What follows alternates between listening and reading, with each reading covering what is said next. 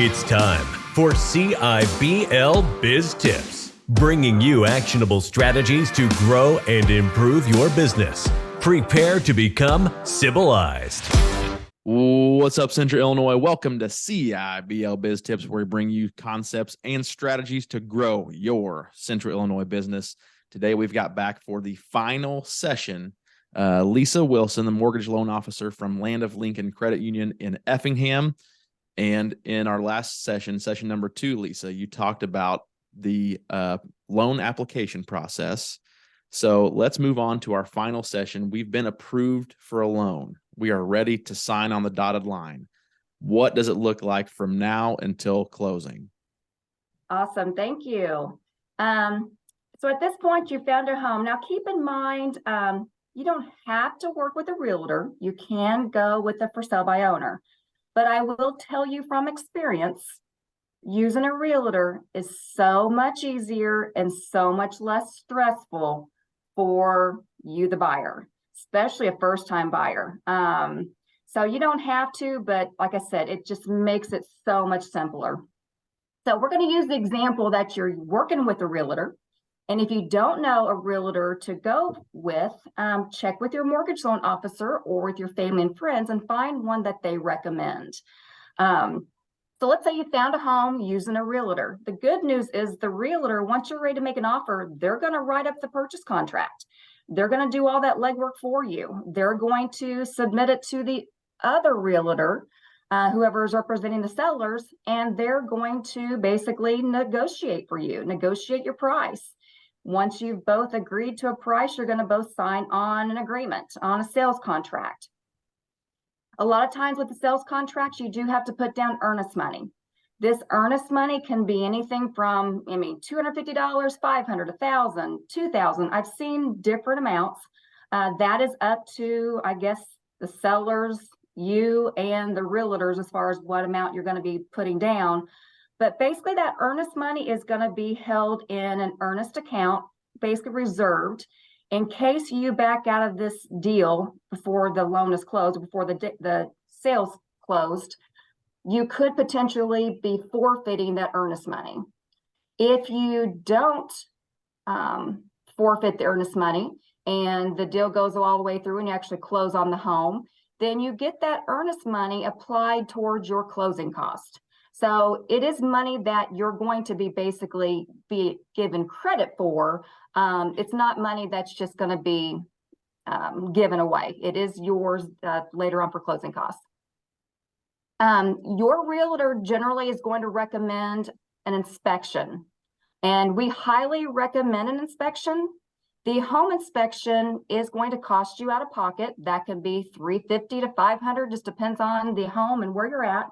But this home inspector is going to come in and they're going to look at everything about that house from top to bottom, under the crawl space, the attic, you name it. And they're going to identify for you if there are any major concerns or even minor things that might need to be addressed, about that home. You get the inspection, you and your realtor will review it and look to see what the inspector's saying needs to be fixed or repaired. If it's anything of great need or expense, you can negotiate with that seller and ask them to fix those repairs. Some of those repairs are going to be required because obviously as a loan officer, as a lender, we want to make sure that the home you're purchasing is up to code. We want to make sure the electrical is up to code. We want to make sure the foundation is solid.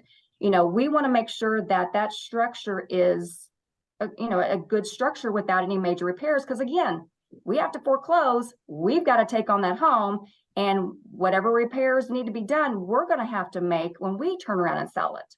And again, if we don't address these up front, those could be some major expenses that you, the buyer, have to pay for after you purchase the home. So why not have the seller pay for these when in fact they're the ones that own the home at the time?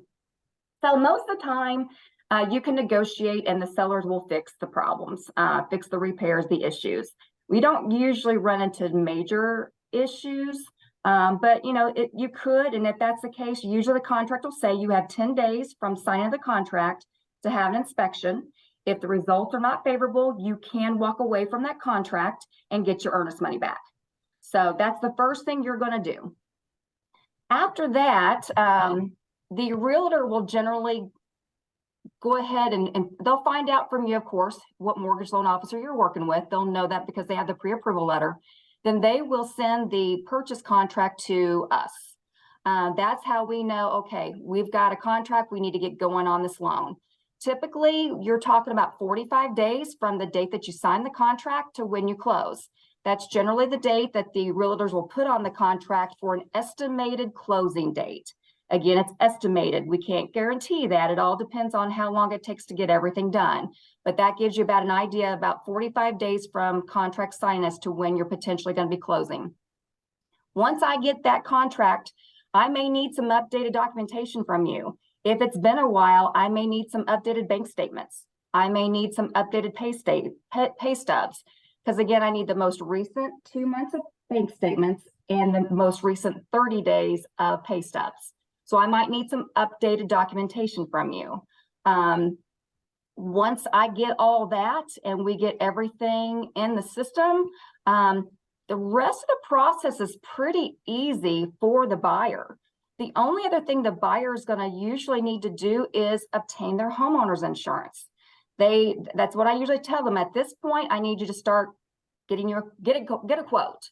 Work with your insurance agent or check around and get a quote. You don't have to do anything more than get me a quote. I will finalize the details with your insurance agent as we get closer to closing. Just get me a quote so that I know how much money you're looking at for premium and who you're going to be working with.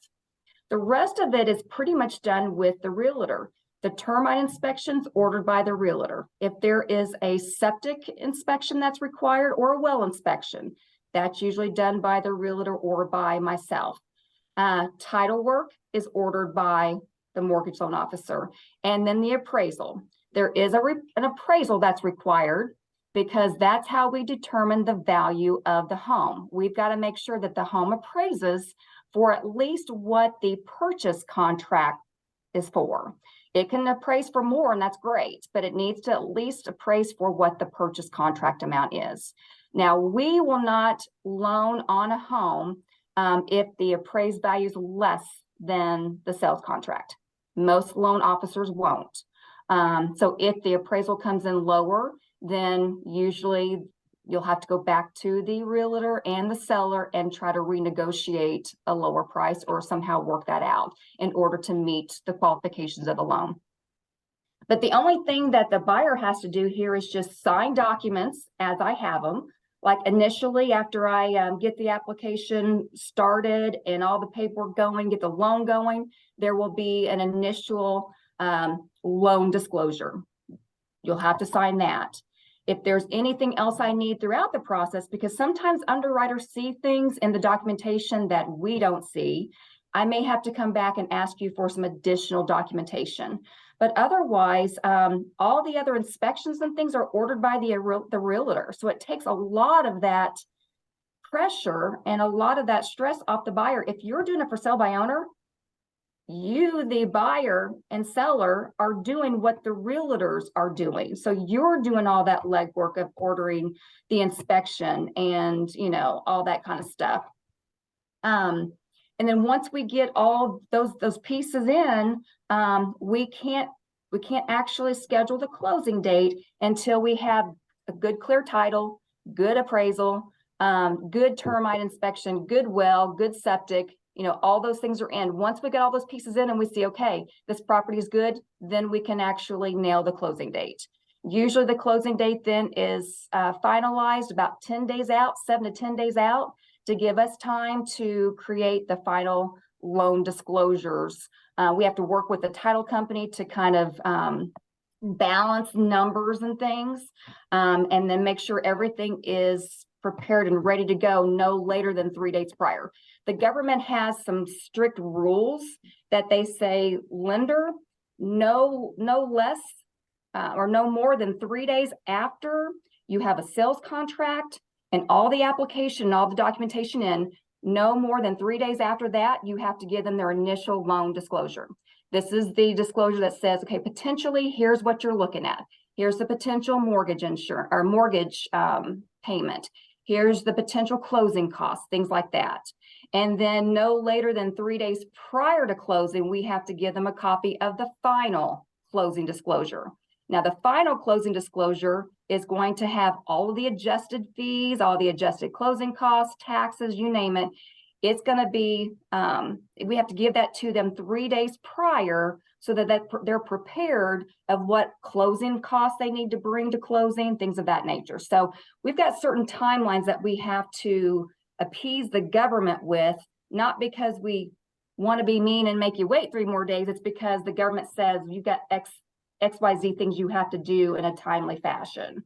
You get to closing, there are documents that you sign, you get the keys. Within an hour, usually tops, you're done, you're closed, you get your keys, and then you're now a new homeowner. So awesome. There you go. Now all you got to do is just pay your mortgage bill and That's keep right. the house and you're home That's free. right. That's right. Yeah. And really, honestly, it shouldn't be that stressful. I mean, like I said, there are going to be some situations where things come back from underwriting that we're not seeing that they may ask for, especially on your government loans. I will tell you the USDA rural development, the FHA, the VA, because they are government backed, they are going to be the most time consuming and they're going to be the most tedious. I mean, where they are looking through everything with a fine tooth comb, and they may ask for more documentation than what your conventional traditional loans are.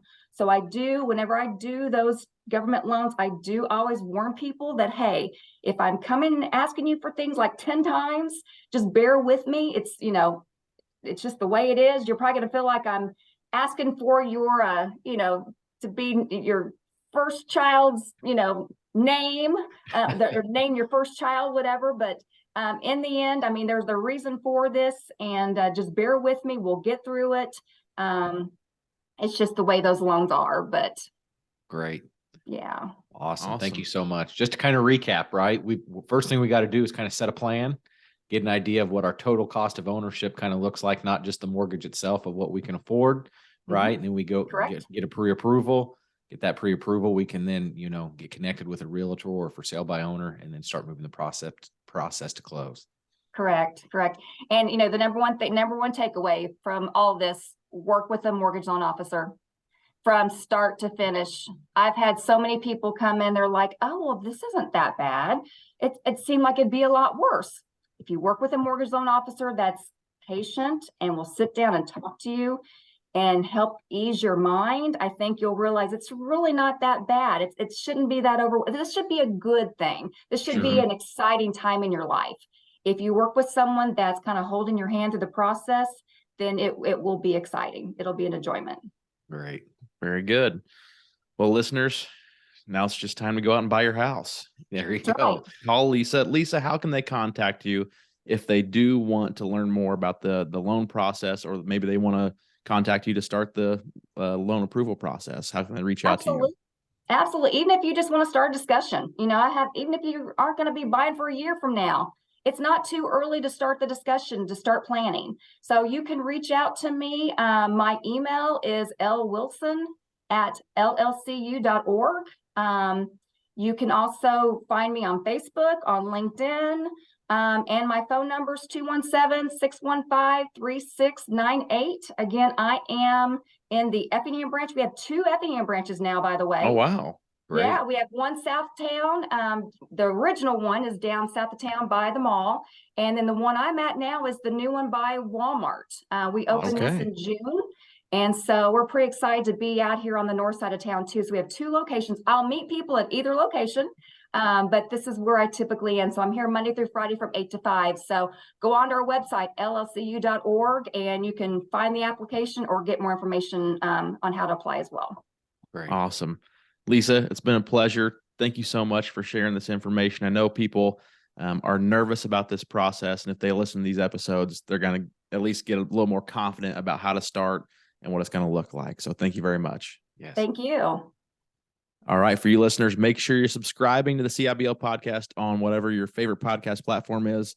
While you're there, please give us a quick review. You can also follow us on social media, mainly on LinkedIn and Facebook, and connect with Garrett and I personally there as well. Until next time, y'all been civilized. Take care. Thank you for listening to this episode of the Central Illinois Business Leaders Podcast. You can find us on Facebook at facebook.com/CIBL podcast. You can also follow us on LinkedIn. Don't forget to subscribe and leave us a review. It's the civilized thing to do.